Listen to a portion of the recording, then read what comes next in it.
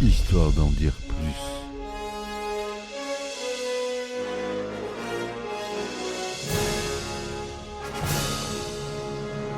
Eh ben attendez, on est en France. Allez, cul sec. Hop.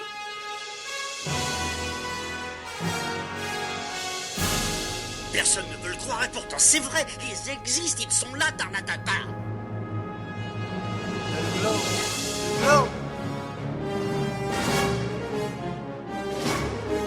Il faut qu'on pète.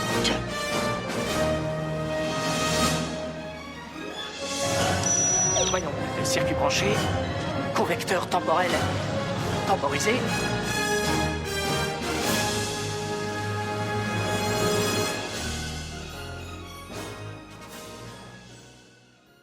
Bonjour, bienvenue sur Histoire d'en dire plus. Aujourd'hui, on attaque un film de super-héros. Le premier qui a été un vrai gros succès blockbuster au cinéma, qui est sorti en 2008. Un film de Jon Favreau, qu'on connaît comme acteur aussi. Il a fait quelques rôles assez rigolos. Moi, il me fait rire. Et c'est le réalisateur du film Iron Man. Donc, notre cher Iron Man, c'est un film américano-canadien, réalisé par Jon Favreau, on l'a dit, sorti en 2008. Il raconte les origines et les débuts du personnage éponyme, issu du comics publié par Marvel, dont je ferai un podcast sur le personnage en lui-même à travers les comics. Je ferai un épisode de podcast spécial sur Iron Man. Il s'agit de la première production de l'univers cinématographique Marvel, ou MCU, et du premier film de la phase 1. Ce film marque aussi le retour au succès au box-office de Robert Downey Jr., qui connaît grâce à ce film un regain de popularité. Le film récolte effectivement 585 millions de dollars pour un budget de 140 millions et sera suivi dès 2010 d'Iron Man 2. En 2022, le film est sélectionné par la National Film Registry, la bibliothèque du Congrès, pour y être conservé comme étant culturellement, historiquement ou esthétiquement important. Ce qui est rare hein, pour un film, un blockbuster hollywoodien. C'est très rare. Normalement, si, il y a Le Parrain, c'est des blockbusters, mais c'est le premier super-héros. Superman n'est pas dans, si je me trompe pas, aucun des films de Superman n'est dans le National Film Registry, qui est quand même une référence, si ce n'est la référence pour les films. Donc il faut souligner ce petit détail. Alors le résumé du film: Tony Stark, playboy milliardaire, n'est pas seulement l'héritier des usines d'armement de son père, les Stark Industries, c'est également un inventeur de génie. Alors qu'il est en déplacement en Afghanistan, afin de présenter sa dernière création, le missile Jericho, il est enlevé par des terroristes de l'organisation Les 10 Anneaux. Gravement blessé lors de l'attaque, il ne survit qu'à l'aide d'un scientifique, le docteur Oh Yin-sen, qui lui greffe à la poitrine un électroaimant alimenté par une batterie de voiture afin d'empêcher les éclats d'obus d'atteindre son cœur. Vous avez compris le principe, hein, il a des éclats d'obus qui vont vers son cœur et ils lui ont mis des aimants pour empêcher que ça l'atteigne. Mais en réalité, les éclats continuent leur trajet. C'est ce qu'on verra dans la suite des films. Ne cédant pas aux menaces des terroristes qui veulent lui faire reproduire son missile, il fabrique à la place et dans le plus grand secret un réacteur miniaturisé appelé réacteur ARK pour remplacer la batterie de voiture et une armure primaire. Grâce à cette dernière, et au sacrifice de Yinsen, Stark s'échappe en détruisant la réserve d'armes des terroristes, mais son armure se désintègre après son décollage. Il se retrouve en fuite dans le désert, où il est secouru par les forces armées des États-Unis, dont fait partie son ami, le lieutenant-colonel James Rhodes, que vous connaîtrez plus tard par le Patriot Man, comme j'aime l'appeler, dans les Avengers. Profondément marqué par cette captivité de 3 mois, Stark décide de stopper la production d'armes par Stark Industries, ce qui provoque la panique des actionnaires et la colère de son moteur, Obadiah Stane, qui est joué par notre cher Jeff Bridges, qui était l'ami et le successeur de son père Howard. Stark se lance durant 2 mois dans le développement d'une nouvelle armure bien plus évoluée, avec notamment un nouveau réacteur, afin de mettre un terme aux agissements des 10 anneaux. Dans le village de Gulmira, en Afghanistan, il parvient avec son armure à détruire une grande partie des équipements des terroristes, mais découvre que ces armes sont des produits de Stark Industries, dont tous les nouveaux missiles Jericho. Au retour, il est pris en chasse par 2 F-22 de l'US Air Force,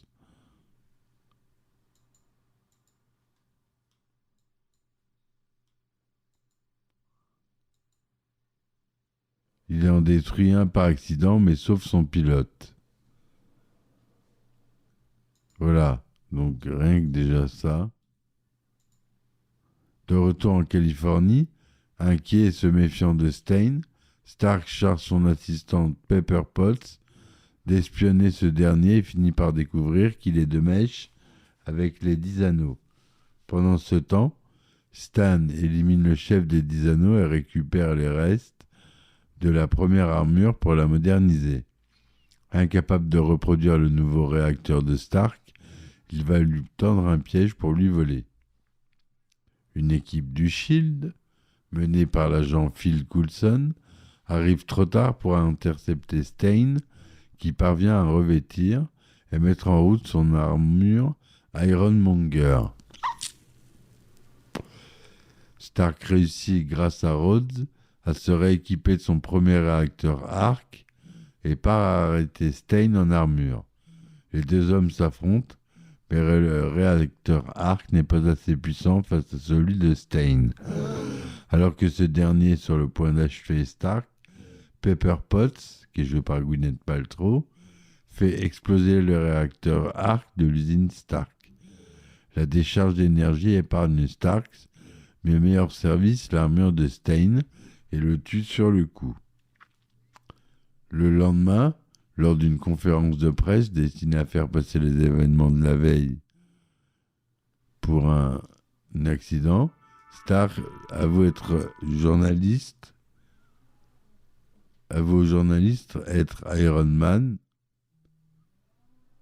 nom donné par la presse au mystérieux homme en armure au lieu de se tenir à la version du SHIELD qui lui proposait de donner. Tony Stark rentre chez lui, aperçoit un homme. Ce dernier lui dit « Je suis Iron Man. Vous vous prenez pour le seul super-héros du monde. Monsieur Stark, vous faites maintenant partie d'un plus grand univers, mais vous ne le savez pas encore. » L'homme se présente comme étant Nick Fury, directeur du SHIELD, venu pour lui parler des Vengeurs et du projet Initiative, la phase 1 du MCU. En septembre 2019, Kevin Feige révèle une fin alternative de la scène post-générique présente dans le coffret Infinity Saga. Dans cette version alternative, Nick Fury fait référence directe aux X-Men et à Spider-Man.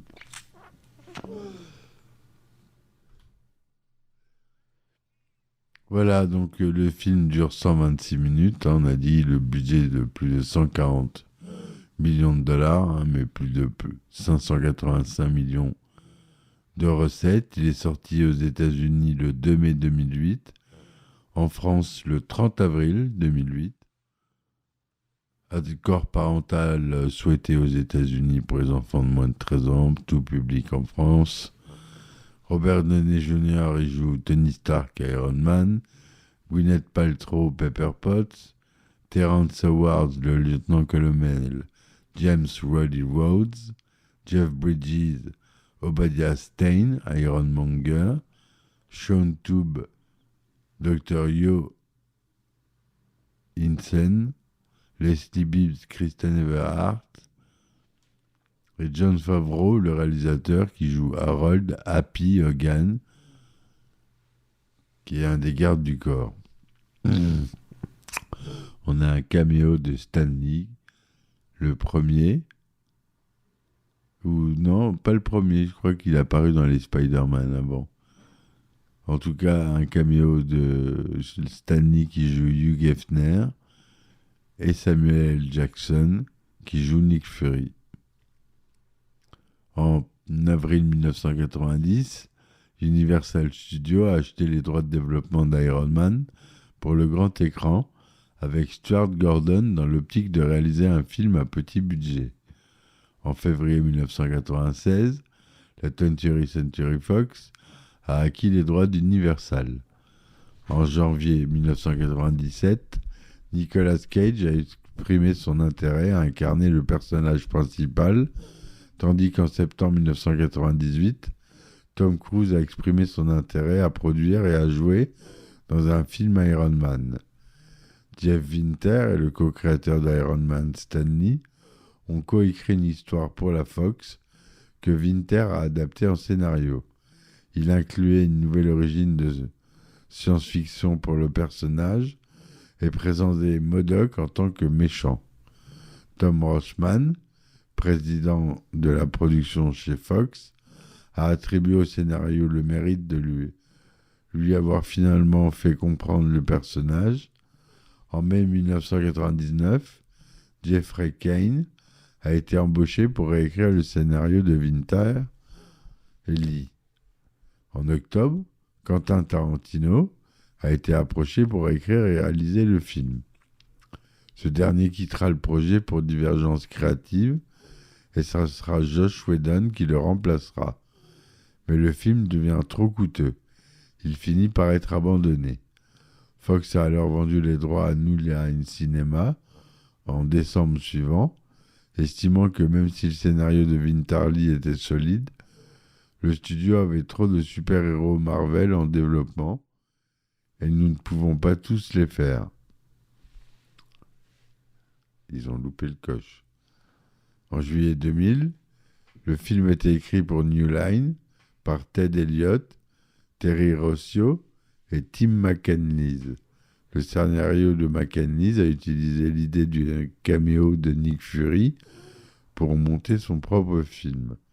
En juin 2001, New Line est entré en pourparlers avec Joss Whedon, un fan du personnage, pour le réaliser, et en décembre 2002, McGuinness avait rendu un scénario terminé.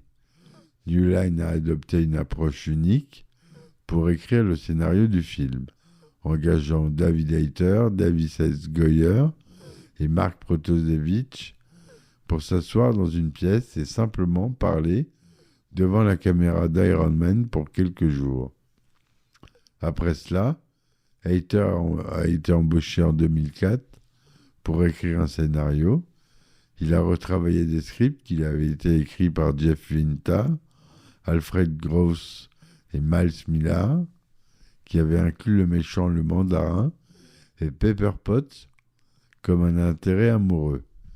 Hayter a supprimé le mandarin et a plutôt choisi, qu'on verra plus tard dans le 2, dans le 3, je ne sais plus, et a plutôt choisi de poser Iron Man à son père, Howard Stark, qui devient War Machine. Hayter a dit que vous voulez essayer de refléter votre héros avec votre méchant autant que possible. Pour son raisonnement derrière faire de Howard le méchant, il a également fait de Bethany Cabe l'intérêt amoureux du film à la place de Potts. En décembre 2004, le studio a confié la réalisation à Nick Cassavetes avec le projet d'une sortie ciblée en 2006. Cependant, cet accord a finalement échoué et les droits cinématographiques d'Iron Man sont revenus à Marvel Entertainment. Et c'est là que les Marvel Studios nouvellement créés annoncent qu'un film sur Iron Man est bel et bien prévu et qu'il sera le premier financé par Marvel en empruntant la somme de 525 millions de dollars à la banque d'investissement Merrill Lynch. Il est par d'ailleurs le premier à s'inscrire dans l'univers cinématographique Marvel, le MCU, qui dévoile ensuite les autres super-héros à travers leurs propres films, tout en faisant le lien entre eux. En novembre 2005, Marvel Studios a travaillé pour démarrer le développement à partir de zéro et a annoncé Iron Man comme leur premier long métrage indépendant, car il était le seul personnage majeur non déjà représenté en prise de vue réelle, et le fait qu'il s'agissait d'une production originale Marvel. Lorsque le film eut un scénario, même les demandes de réécriture se sont heurtées à de nombreux refus.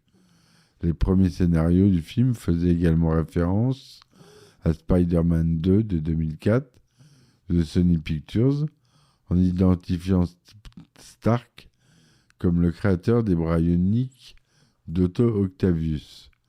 Afin de sensibiliser le grand public à Iron Man et à l'élever au même niveau de popularité que Spider-Man ou Hulk, Marvel a dirigé des groupes de discussion essayant de trouver un moyen de supprimer la perception générale selon laquelle le personnage est un robot.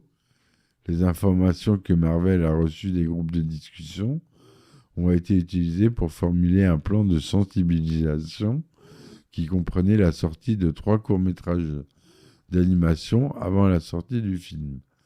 Les courts-métrages s'appelaient Iron Man Advertorials, comprenant Spider-Man et Hulk, qui ont été produits par Tim Muller et Blur Studio. Très bon studio d'animation. Quelques mois plus tard, Jon Favreau est annoncé à la réalisation du film en avril 2006, célébrant l'obtention du poste en suivant un régime, perdant 32 kilos.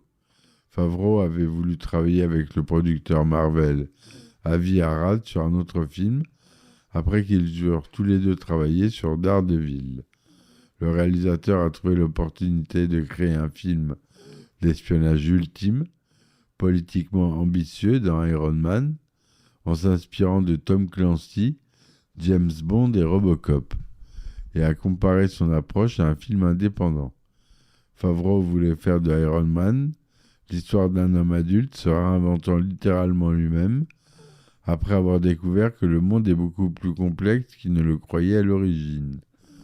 Art Marcum et Mark Holloway ont été embauchés pour écrire le scénario, tandis que Mark Fergus et Hawk Oatsby ont écrit une autre version, avec Favreau compilant les scripts des deux équipes, puis John August polissant la version combinée. Le personnel de la bande dessinée Mark Millar, Brian Michael Bendis, Joe Quesada, qu'on connaît bien, Tom Bavor, Alex Alonso et Ralph Macchio ont été également sollicités par Favreau pour donner des conseils sur le scénario. En juillet 2006, Matthew Libatic a été nommé directeur de la photographie. Pour le rôle de Tony Stark alias Iron Man, le réalisateur s'est tourné en premier lieu vers Tom Cruise qui montra son intérêt pour le projet en 2006, comme on l'a dit, mais il refusera à la suite du démarrage tardif du tournage d'après ses dires. Jon Favreau pensa alors à Nicolas Cage avant d'engager définitivement Robert Downey Jr. Rachel McAdams a refusé le personnage de Pepper Potts avant que Gwyneth Paltrow ne le prenne. Le tournage du film débute en mars 2007 en Californie. et c'est tourné à Hollywood. Le film a reçu un très bon accueil critique, avec plus de 94% de critiques positives, avec une note moyenne de 7,6 sur 10, à base de 278 critiques sur Rotten Tomatoes. Sur Metacritic, 79% sur 38 critiques. En France, 3,4 étoiles sur 5, ce que recense 24 titres de presse. Aux États-Unis, il a fait 318 millions de dollars. En France, 2 millions d'entrées. Ça fait 19 millions de dollars. Ce qui fait porte au total mondial à 585 366 247 dollars. Entre 2008 et 2022, le film Iron Man a été sélectionné 95 fois dans diverses catégories et a remporté 22 récompenses. Alors, les MTV Movie Awards 2008, meilleur film de l'été. Les Scream Awards 2008, meilleur film de science-fiction, meilleur acteur de science-fiction pour Robert Downey Jr. Les Saturn Awards, meilleur film de science-fiction, meilleur acteur Robert Downey Jr., meilleur réalisateur Jon Favreau, etc., etc. À différents moments, une réorchestration du générique de la série Iron Man de 1966 peut être entendue dans le casino au début du film et avec la sonnerie du téléphone de Rhodes après l'attaque de l'US Air Force contre Iron Man. Durant l'une de ces scènes introductrices, Tony se fait kidnapper pour servir d'otage par des terroristes au Pakistan. Après que ces derniers lui ont retiré le sac qui avait sur la tête, les ravisseurs parlant la langue officielle du pays, l'ourdou, spoilent l'intrigue. En effet, lorsqu'il s'adresse à la caméra en ourdou, les extrémistes demandant probablement une rançon en échange de la vie de Stark révèlent en réalité l'entièreté de l'intrigue du film en évoquant entre autres leur relation avec Stein. En apportant des modifications à l'armure après avoir failli l'écraser au sol, le rendu que Jarvis propose à Tommy est une armure entièrement dorée, ce que Tony trouve trop ostentatoire. Il se trouve que dans le comics, l'armure que Tony portait lors de la création des Avengers, le troisième qu'il a créé, était elle aussi entièrement dorée. Pendant la scène où Tony se fait enlever son armure pour la première fois, on peut voir son bureau, le bouclier à demi achevé de Captain America, le même que dans le film Iron Man 2. Au milieu du film, lorsqu'Iron Man affronte deux avions de chasse, ceux-ci ont pour nom de code Whiplash 1 et Whiplash 2. C'est une référence au personnage Black Lash, qui s'est d'abord appelé Whiplash, l'homme au fouet en version francophone, qui est le principal ennemi du héros dans Iron Man 2. Lors de la scène du premier vol de Tony chez lui, à un moment donné, il demande à Jarvis, l'ordinateur intégré dans son armure, quel record d'altitude détient le Blackbird SR-71.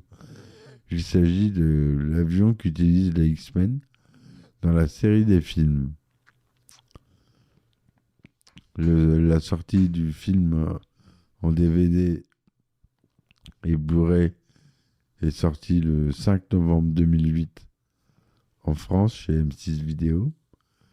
Il y a eu deux suites, Iron Man 2, comptant comme la troisième étape et faisant partie de la phase 1, et Iron Man 3, comptant comme la septième étape et faisant partie de la phase 2.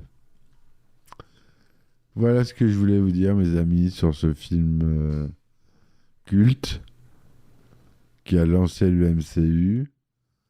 Peu importe ce qu'on pense du MCU, c'est un phénomène populaire. Je me devais d'en parler, donc je vous en parle. J'espère que ma chronique vous aura plu. N'hésitez pas à vous inscrire, à vous abonner pour avoir les nouveaux épisodes qui sortent. J'essaye chaque jour, mais j'ai pas toujours le temps malheureusement. J'essaye de faire au mieux. Voilà, si vous voulez m'aider dans mon travail, vous pouvez me supporter sur mes plateformes telles que Ulule, Patreon, Tipeee. Il y a les liens en description du podcast. Allez-y. Il y a des épisodes inédits sur Patreon pour un petit abonnement de 2 € par mois. Et il y a pas mal d'anecdotes de tournage inédites et des épisodes inédits. Voilà, merci mes amis. Je vous dis à ciao ciao pour un nouvel épisode. Et à bientôt. Bye bye. Histoire d'en dire plus.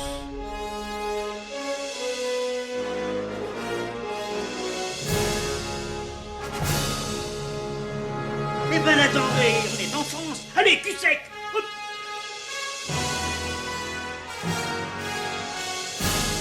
Personne ne veut le croire et pourtant c'est vrai, ils existent, ils sont là, Tarnatata. Non. Il faut qu'on pète.